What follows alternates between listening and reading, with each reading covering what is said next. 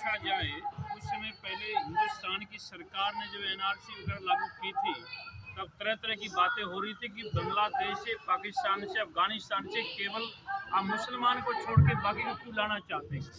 आज उनसे ये पूछा जाना चाहिए कि वहाँ पर हमारे माइनॉरिटी में जो लोग हैं, चाहे सिख हो, पारसी हो, जैन हो या हिंदू हो, उन सबको टारगेट किया जा रहा है और उसी मुस्लिम समाज के द्वारा किया जा रहा है। हमें नाम लेने में कोई संकोच नहीं है। और जैसे अभी हमारे बीच में कुछ वक्ताओं ने जिक्र किया था, इसलिए इनका जवाब देने के लिए हिंदू को हिंदू के साथ आगे आना चाहिए। चाहे व्यापार की बात हो, दुकानदारी की बात हो, सहयोग करना चाहिए और अपने हिंदुस्तान के तमाम हिंदुओं को इनके खिलाफ आवाज उठानी चाहिए और एक एक व्यक्ति से जवाब मांगना चाहिए। और पूरे हिंदू समाज में बड़ा आक्रोश है, बड़ी चिंता है और बड़ा बड़ा गुस्सा इस बात के लिए कि हमारे में से अभी थोड़े दिन पहले हिंदुस्तान की सरकार के द्वारा देश का निर्माण किया गया।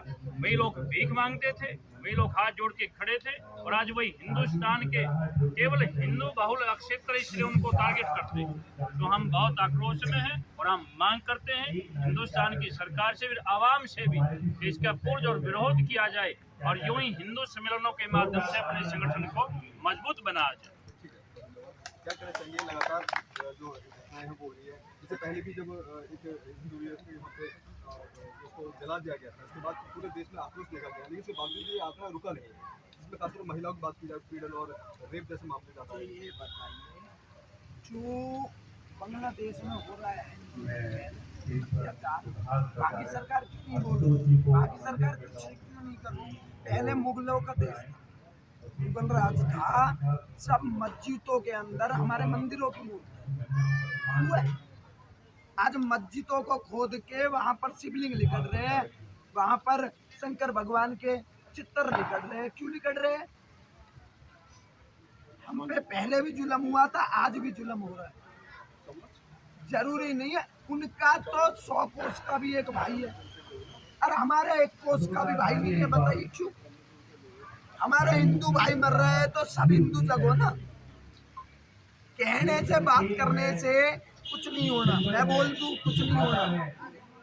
वहाँ गैल आंदोलन करो, गैल खड़े हो, हौसला दो, चलो हम तुम्हारी गैल है। तुम्हें आगे होना पड़ेगा, उनके परिवार को आगे करोगे तो कुछ नहीं होना। ज्ञान देने वाले बहुत आएंगे, समझ और साथ देने वाले बहुत कम आते हैं। भारत में इसका आक्रोश देखा जाता है, लेकिन क्या लगता है भारत सरकार को क्या कुछ अहम कदम उठाना चाहिए कि हमारे हिंदू भाई बहनों को कुछ बच्चे ने हिंदू राष्ट्र के लिए और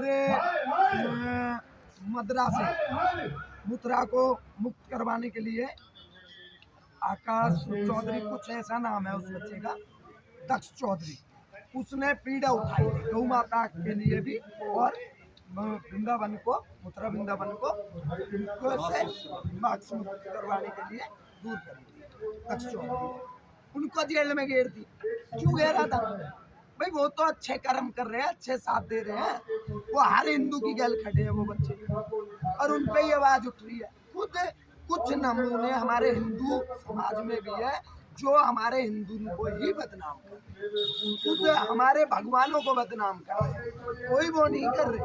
अब बांग्लादेश में जो मरा है वो तो हमारा भाई है, जल के मरा है।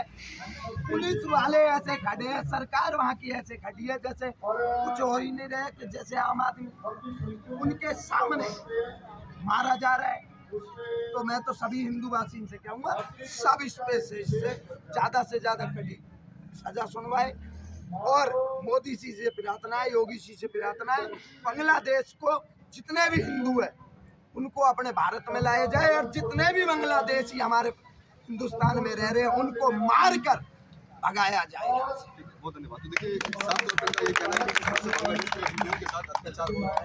ऐसे में भारत सरकार को और उत्तर प्रदेश के मुख्यमंत्री योगी आदित्यनाथ से गुहार लगाई गई है कि जहां पर बांग्लादेश में जितने भी हिंदू भाई लोग रह रहे हैं उनको भारत में वापस बुलाया जाए और हिंदुस्तान में जो अवैध रूप से बांग्लादेश रह रहे हैं उनको यहाँ से भगाकर बांग्लादेश उनके देश में भेजा जाए। कैमरा पर्सन कमलेश कुमार के साथ पंजाब